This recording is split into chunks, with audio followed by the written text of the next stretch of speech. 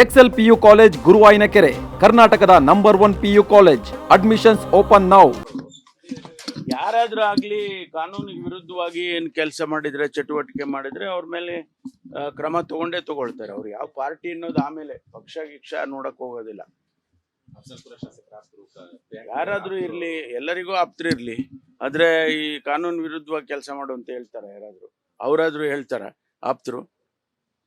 ಅದರಿಂದ ಅವರು ಕಾನೂನು ಪ್ರಕಾರ ಏನ್ ಕ್ರಮ ತಗೋಬೇಕೋ ಅದನ್ನ ತಗೊಳ್ತಾರೆ. ಭೈರತಿ ಬಸವರಾಜ್ ಅವರು ಇನ್ನೂ ಕೂಡ ಸಿಕ್ಕಿಲ್ಲ ಸರ್, ನಾಪತ್ತೆ ಆಗಿದ್ದಾರೆ. ಸೊ ಹುಡುಕಕ್ಕೆ ಇನ್ನೂ ಯಾಕೆ ತಡ ಆಗ್ತಾ ಇದೆ? ನಿನ್ನೆ ಅಂತ ನಿನ್ನೆ ಅಥವಾ ಮೊನ್ನೆ ಆರ್ಡರ್ ಆಗಿರೋದು ಕೋರ್ಟಲ್ಲಿ. ಸೊ ಅದರಿಂದ ಅವ್ರಿಗೆ ವಾಲಂಟಿಯರ್ ಆಗಿ ಅವರೇ ಬಂದು ಸರೆಂಡರ್ ಆದ್ರೆ ಒಳ್ಳೇದು, ಇಲ್ಲ ಅಂದ್ರೆ ಹುಡುಕ್ತಾರೆ.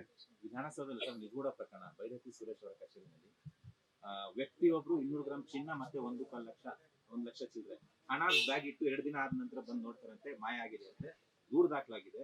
ಆ ಕಚೇರಿಗೆ ಯಾಕೆ ತಗೊಂಡು ಹೋದ ಏನೆಲ್ಲ ತುಂಬಾ ಅನುಮಾನ. ಫಸ್ಟ್ ಆಫ್ ಆಲ್ ಗೇಟ್ ನಿಂದ ಒಳಗಡೆ ಆ ಬ್ಯಾಗ್ ಹೆಂಗೋಯ್ತು ಅನ್ನೋದು ನನ್ನ ಕನ್ಸರ್ನ್. ಅದಕ್ಕಾಗಿ ನಾನು ಈಗಾಗಲೇ ತನಿಖೆ ಆರ್ಡರ್ ಮಾಡಿದ್ದೀನಿ. ಯಾವ ರೀತಿ ಬ್ಯಾಗು ಯಾವ ಗೇಟ್ನಲ್ಲೇ ಎಂಟ್ರಿ ಆಯಿತು ಮತ್ತು ಅವರು ಅಲ್ಲಿವರೆಗೂ ಸಚಿವರ ಕಚೇರಿವರೆಗೂ ಬ್ಯಾಗ್ ಹೋಗುತ್ತೆ ಅಂದರೆ ಅನ್ನೋಟಿಸ್ಡ್, ಅದು ಹೆಂಗಾಗಿದೆ ಅನ್ನೋದನ್ನ ಪತ್ತೆ ಹಚ್ಚಬೇಕು ಅಂತ ಹೇಳಿದ್ದೀನಿ.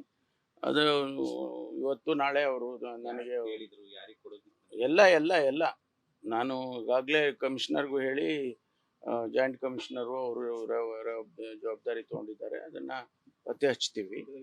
ಯಾಕೆಂದ್ರೆ ಅವರು ಕಳ್ತನ ಆಗಿರೋದು ಸೆಕೆಂಡ್ರಿ, ಆದರೆ ಅದು ಬ್ಯಾಗೆ ಹೆಂಗೆ ಬಂತು ವಿಧಾನಸೌಧದ ಒಳಗಡೆ ಅನ್ನೋಟಿಸ್ ಆಗಿ ಅಂತೇಳಿ. ಈಗ ನಮ್ಮ ಹತ್ರ ಅಲ್ಲೆಲ್ಲ CCTV ಕ್ಯಾಮ್ರಾಸ್ ಎಲ್ಲ ಇದೆ ಅಲ್ವಾ, ಅದರಲ್ಲೇ ಈಗ ಅವನು ಯಾರು ತಗೊಂಡೋಗಿದ್ದಾನೆ ಅವನು ಸಿಕ್ಕಿರೋದು, ನವೀನ್ ಅಂತ ಒಬ್ಬ ವ್ಯಕ್ತಿ.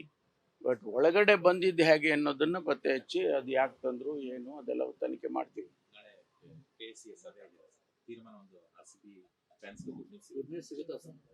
ಗುಡ್ ನ್ಯೂಸ್ ಬ್ಯಾಡ್ ನ್ಯೂಸ್ ಅಂತ ಏನಿಲ್ಲ. ಅಲ್ಲಿ ಅವರಿಗೆ ಜಸ್ಟಿಸ್ ಕುನ್ನಾ ಅವರ ವರದಿ ಪ್ರಕಾರ ಅವ್ರು ಏನೆಲ್ಲ ಕಂಪ್ಲೈ ಮಾಡಿದ್ದಾರೆ ಅಂತ ನೋಡ್ತೇವೆ. ಈಗಾಗಲೇ ನಾನು ಅದಕ್ಕಾಗಿ ಒಂದು ಕಮಿಟಿಯನ್ನೇ ಸೆಟಪ್ ಮಾಡಿದ್ದೆ.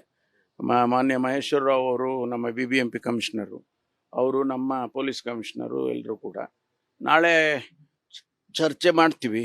ಅದೆಲ್ಲವನ್ನು ಚರ್ಚೆ ಮಾಡಿ ಒಂದು short term, long term, medium term ಅಂತ ಹೇಳಿ ನಾವು ಮಾಡಿದ್ದಾರೆ. ಯಾಕೆಂದರೆ ನಾವು ಇಮಿಡಿಯೇಟಾಗಿ ನೀವೆಲ್ಲವನ್ನು ಮಾಡಿ ಅಂದರೆ ಮಾಡೋದಕ್ಕೂ ಅವ್ರಿಗೂ ಕಷ್ಟ ಆಗ್ಬೋದು. ಇಮಿಡಿಯೇಟಾಗಿ ಶಾರ್ಟ್ ಟರ್ಮ್ ಏನು ಕಂಪ್ಲೈ ಮಾಡಬೇಕಾಗಿದೆ ಅದನ್ನೆಲ್ಲ ಮಾಡೋದಕ್ಕೆ ಸೂಚನೆ ಕೊಟ್ಟಿದ್ದಾರೆ. ಅವರು ಎಷ್ಟು ಮಟ್ಟಿಗೆ ಮಾಡಿದ್ದಾರೆ ಅಂತ ಅವರು ವರದಿ ಕೊಡ್ತಾರೆ. ನಮ್ಮವರು ಕೂಡ ಈಗಾಗಲೇ ಹೋಗಿ ಇನ್ಸ್ಪೆಕ್ಷನ್ ಮಾಡಿದ್ದಾರೆ, 2 ಸಾರಿ ಮಾಡಿದ್ದಾರೆ. ಸೊ ಅವರ ವರದಿನೂ ಬರುತ್ತೆ, ಚರ್ಚೆ ಮಾಡ್ತೀವಿ. ಯಾವುದು ಸಮಾಧಾನ ಆದರೆ ಅಲೋ ಮಾಡ್ತೀವಿ, ಇಲ್ಲದೆ ಇದ್ರೆ ಮಾಡೋದಿಲ್ಲ.